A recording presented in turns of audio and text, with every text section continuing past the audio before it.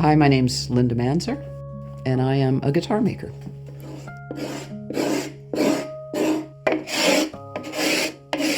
We are in Almonte, Ontario, little town just west of Ottawa, Ontario, which Ottawa is the capital of Canada, for those who are going to take a quiz at the end.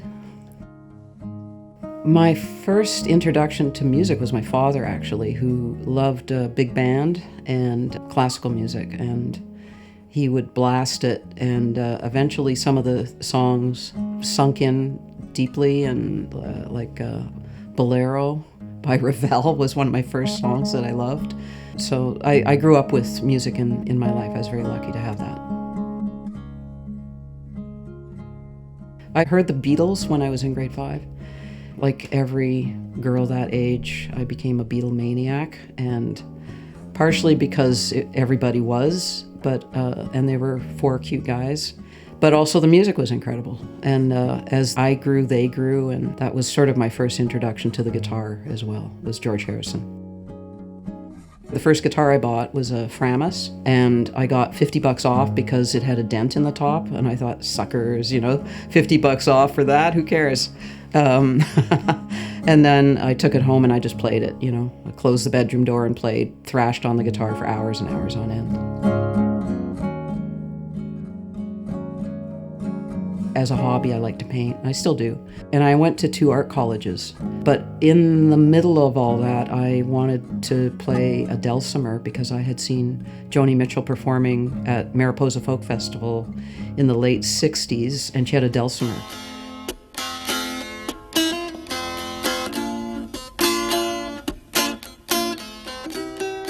So I went to buy a dulcimer. Dulcimer cost $150, which I didn't have.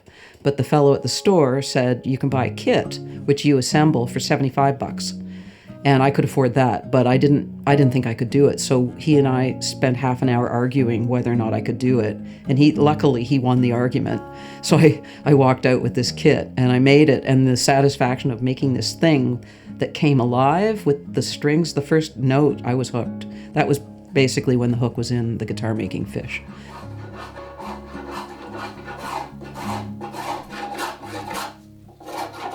Little did I know at that point, I still went to 2 art colleges, but I kept ending up in the woodworking shop making instruments and teaching people how to make dulcimers. And finally I read the writing on the wall, and I started hunting for an apprenticeship to do it seriously and to make guitars. And that's when I've heard of Jean-Claude Larivee. And so what I did is I wrote him and I approached him and asked him if I could study with him. And after a little bit of back and forth, reluctance on his part, I convinced him to hire me. And I stayed with him for 3.5 years. The first days with Larivee were amazing. The first years, my entire time with him. But he had a small crew of 3 or 4 people working with him, in particular David Wren, who is a really good friend of mine, and then eventually some other apprentices that some came and went, but the core was David Wren, George Gray, Tony Duggan Smith, and then before me was Sergei DeYoung and Grit Laskin. And there was this great family camaraderie between us. We worked together, we supported each other, we helped each other. Even when we went on, we sort of graduated and had our own careers, we stayed really close friends, which we are to this day. I had no woodworking experience at all before I made that first dulcimer. In fact, I didn't have clamps. I used my hands as clamps to hold everything together. And I would just know I'd be sitting there for 20 minutes. So that's the day of telephones with a cord. So I'd call up my best friend and I'd be talking on the phone. I said, I have to talk to you for 20 minutes, which was no problem for me. So I had no experience. And so I walk into this workshop that's got everything, like a thickness sander, table saws. I'd never used a table saw. One of the first things I did was cut my thumb really badly and on that table saw. It's kind of good though, because it was shot across the bow. It taught me a huge respect for power tools, which, you can never let your guard down ever, ever, ever with a power tool. That might be one of the most challenging parts of being a guitar maker, is wrestling or your relationship with these tools that are incredibly dangerous. One of the issues when I was an apprentice was I was the only female there, and there were no women in the guitar world at all at that point. that I know of. There probably were, but there was no internet at that time. So my biggest issue was I always thought there's going to be something that I couldn't do that a guy could do. I just kept thinking it's going to happen sooner or later. Then one day I figured out what it was. And it was I couldn't carry 2 5-gallon pails of lacquer up the stairs at once. I could only carry one. So that was like a light bulb moment. I went, well, I can do that. I just make 2 trips. So I can do this. That was the biggest kind of moment for me, realizing the sky was the limit. And having the guys that I was working with were incredibly supportive. They were like brothers. So they made my entrance into a boys-only world very seamless, and that was a really good springboard. My path with the tools was I had no experience whatsoever, so I had to learn everything. And I was lucky I was in an environment where I was taught, which I was an apprentice. So I was expected to be kind of dumb. And I went for coffee and donuts and brought them back, and then they would teach me to do something. And every day I got better and better and better. I learned patience, and I learned that the guitar is a million little steps, and you have to master each tiny little step. And it's best not to look at the big picture too early in your career, because it's a little daunting to think how far you have to go. So step by step, I learned how to do it.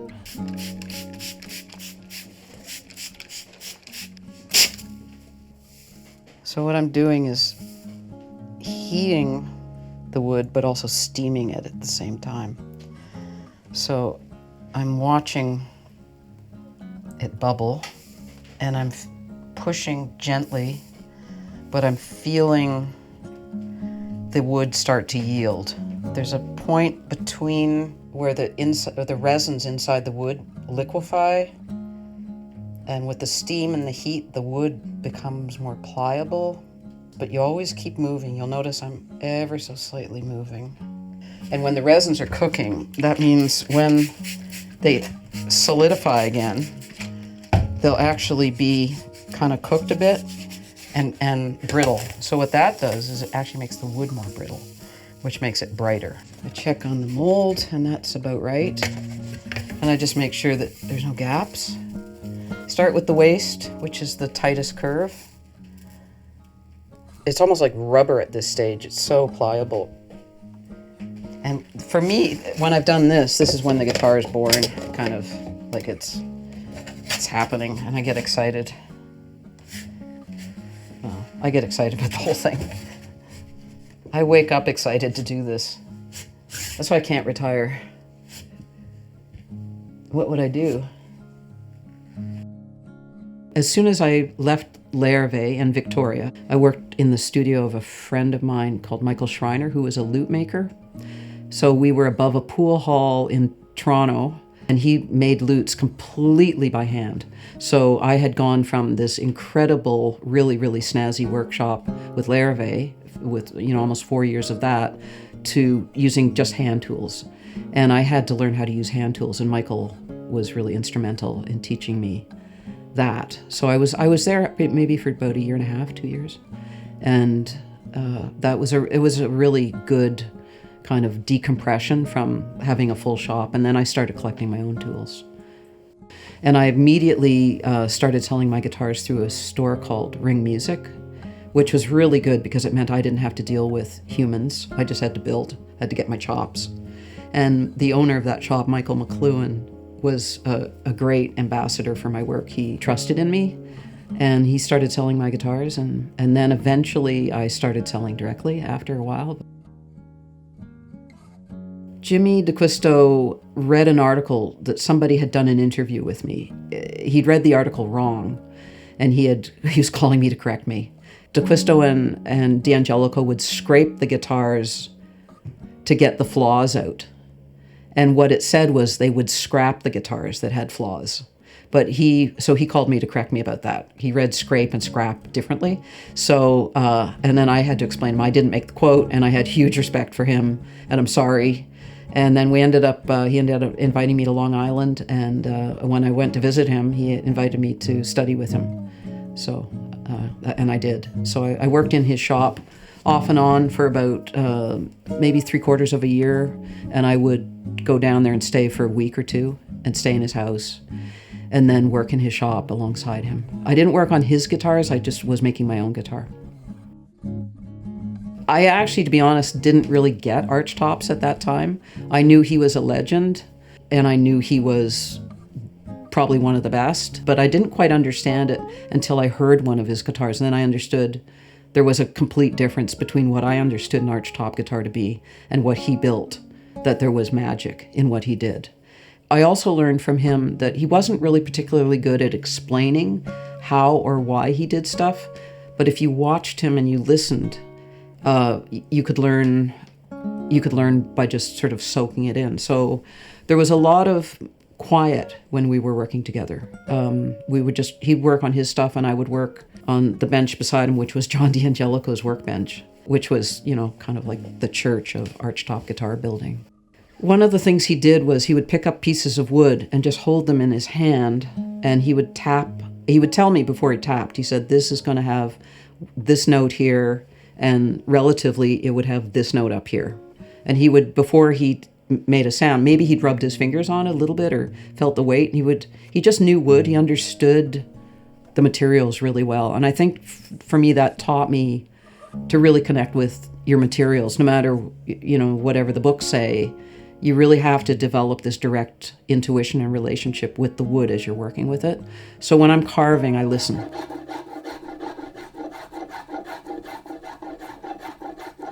That's why I like to actually hand carve the tops, so that I have a long relationship of listening to them and understanding how they're flexing, what they're doing. For me, on an Archtop, that's the most important aspect of it. Everything else you can adjust, the height with, the tailpiece, you can move up and down, or the bridge can be higher or lower and stuff like that. But the actual arch of the top and the thicknesses of the wood and how the gradation of it, that's stuff you have to just experience. Oh, I love this part.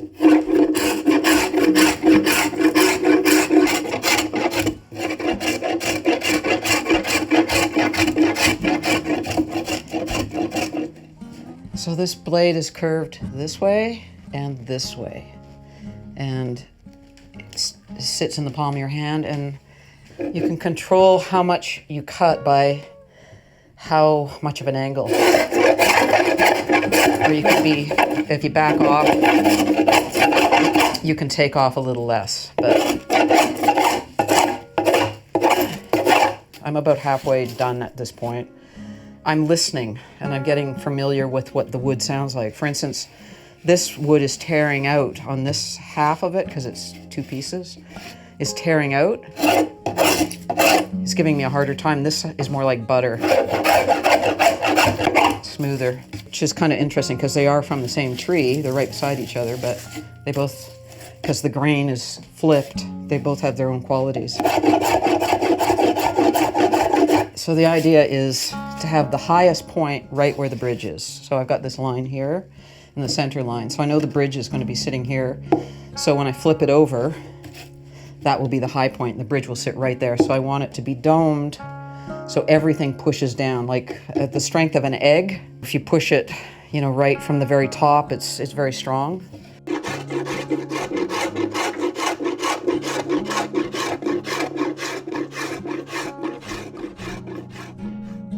I heard Pat when he was playing with Joni Mitchell, and I had no idea who he was. And I went and saw him in Detroit, and he was playing with Lyle Mays, Jaco Pastorius. I'm not sure who was on drums, but I went to see Joni, but all of a sudden he stepped forward and did the solo for Hygera. If you did a movie of it, that technique where the background goes away and the person comes forward, or, everything changed for me. It was like my universe shifted, and if I'd had a bowl in my hand, I would have dropped it and it would have crashed on the ground. From that moment forward, I started searching out his work, and consistently everything he did just spoke to me. So I was a huge fan from him from the first note. And then what happened was I wrote a letter backstage and met him in 1982. And I sent it backstage not expecting him to respond. And I was invited backstage. I was with my apprentice, Peter, And Pat and I said hello. I met him, and we exchanged phone numbers. But Peter was talking to his drummer, Danny Gottlieb, at the time, backstage, and they said, well, this is crazy. Why don't we just go grab some guitars and try them right now? So Pat looked at me and he said, okay. So I went, great. And then I went back to my shop. I was completely unprepared. Had no idea this was actually really going to happen. And I grabbed 2 guitars, went to the hotel. We all 4 of us met in his room and played guitar until about 3 o'clock in the morning. And he played the whole concert over again on my guitar. Crazy. And then at the end, he said he'd like to buy one. The first instrument I made him was my Manzer model, it was just my ordinary 6-string. I didn't really do anything in particular, maybe the neck, because he doesn't have huge hands, so I made sure it was slick. I made sure the action was good. I think I nailed what he was looking for. Linda handed me her instrument, and it was instantaneously a completely different experience for me. And the way the notes went from one register to the next it was exactly what it is I'm always looking for, which is it sounds like one instrument, and it's very connected. I made 2, just in case. And I remember I brought in the 2 cases backstage, and I said, this is in case. And he said, I don't even want to look at it, I'll buy it. So I went, okay, and he never looked at it. So he just picked the first one. And about 6 months later, I saw him perform in Toronto, and he played First Circle, which is a pretty awesome song to see Pat Metheny play your guitar on. It was I almost had a heart attack, actually. I was hyperventilating. It was amazing. So the first one was what he called Linda 6, then the 12-string, and then we're up to about 25, maybe more at this point. But with Pat, almost every instrument he would ask for something slightly odd or specific, and it was always just barely doable. So he made me stretch. A guitar that sounds like Charlie Hayden's bass, a little guitar. Make a littler one, a guitar with as many strings as possible. The wedge came from the Pikasso because it had 42 strings and they're all going in different directions. And I realized if you're looking down, all you're going to see is strings. So what I wanted to do was lean it in such a way so you had a bit of an aerial view. And so originally the wedge was just meant for visual, so you could see above, so you could kind of know where you were on the guitar. But what ended up happening, because I squeezed it under the arm and wider on the knee, so it rotates, the back basically pivots. So what you lose on one end, you gain on the other. So the internal air volume is the same, but it's physically more comfortable because instead of going like this, you're going like this. And I started doing that on my guitars sort of secretly after that.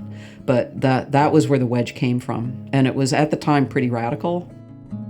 When we did the Pikasso, I drew on a napkin like some kind of, like, couldn't you do like with... And then I gave you a drawing of a whole bunch of strings in a line. Right. And you said, let's do But I sort of remember it being like blurred with like a blue Sharpie on a, on a napkin. On a napkin, yeah. Hamburger ketchup and stuff. Great, I'll make you that. And off I went. And also when I got that guitar from you, I just stared at it for about 3 years. I actually didn't quite know what to do with it. It took me a long time to think, okay, well, I could do this, I could do that.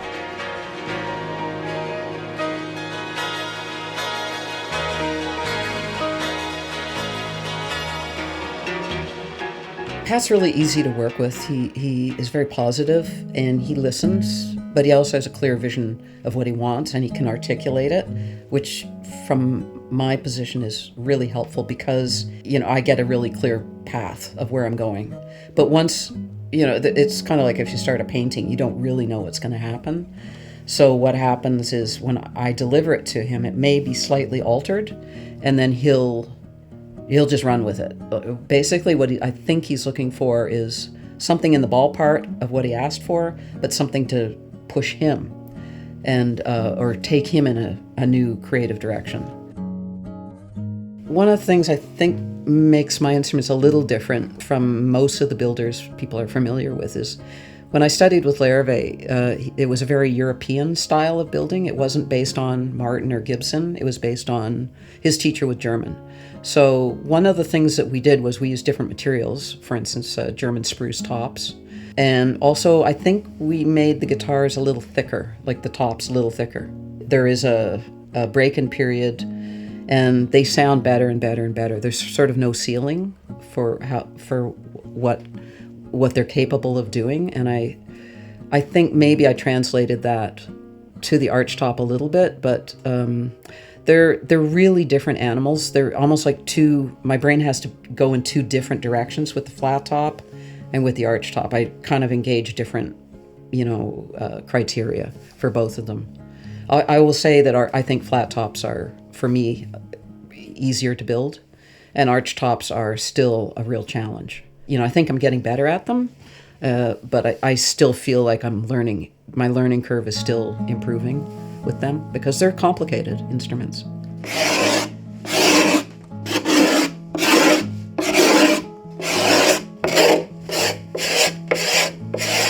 I've got my depth is correct here, and pretty close, I think. Yeah, this is a different model, so this is the blue note. So it's a bit different jig, but basically what I'm doing now is I'm feeling for any lumps. I want to get this perfect. So as I go up here, I can feel there's a lump right here. So I'll push through that.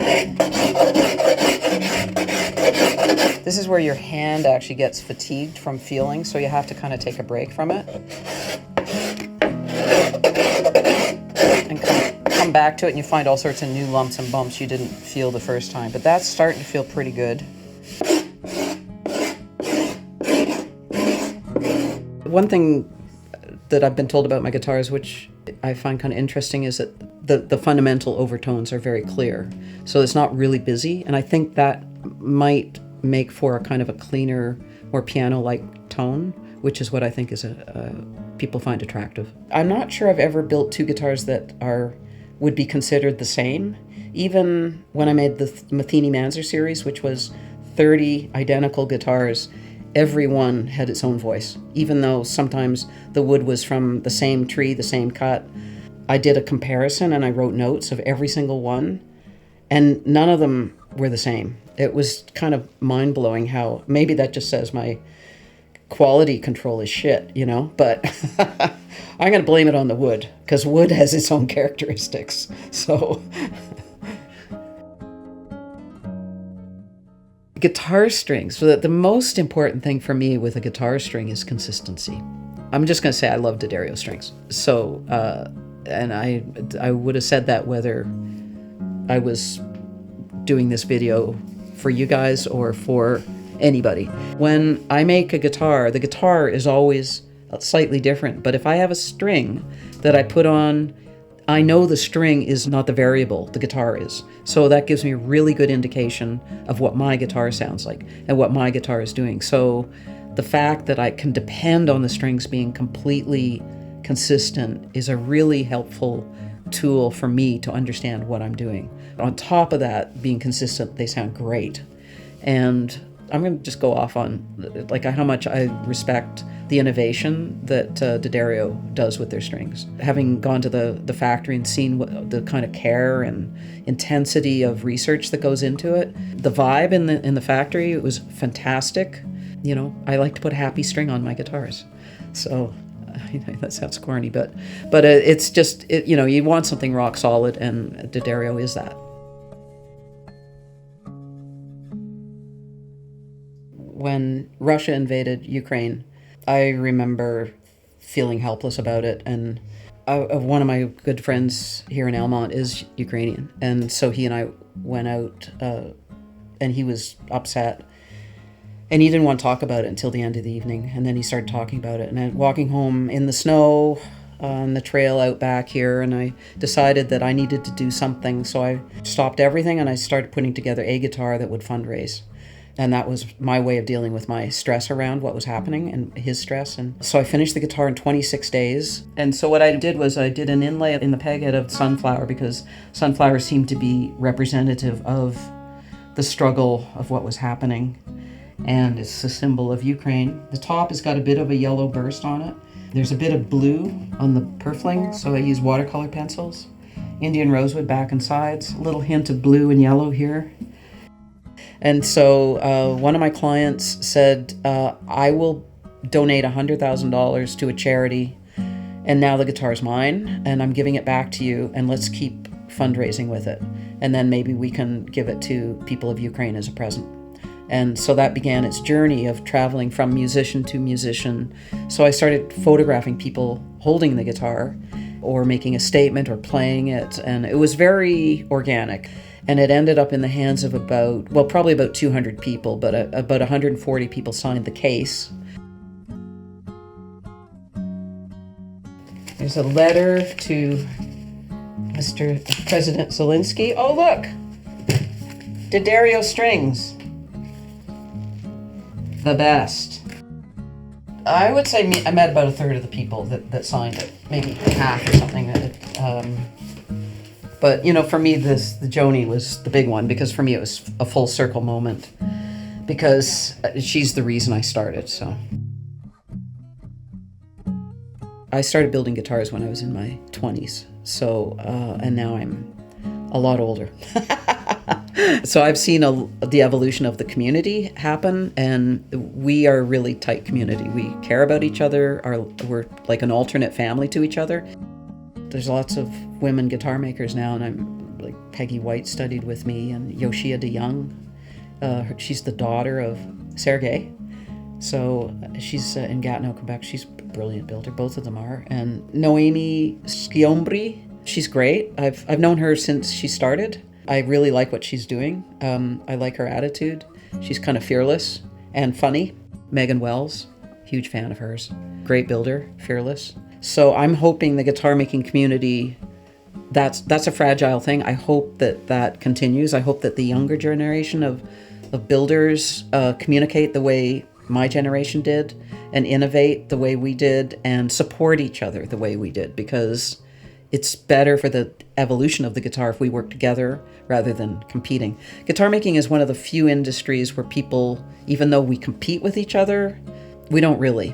I mean, my closest friends, who I will call in a pinch, are my competitors, are the people who I'm, vying against them to sell a guitar to somebody. So in a pinch, if I had to choose a customer over another luthier, I would pick the luthier, just because we're family, and I'm hoping that continues, except for Pat Metheny.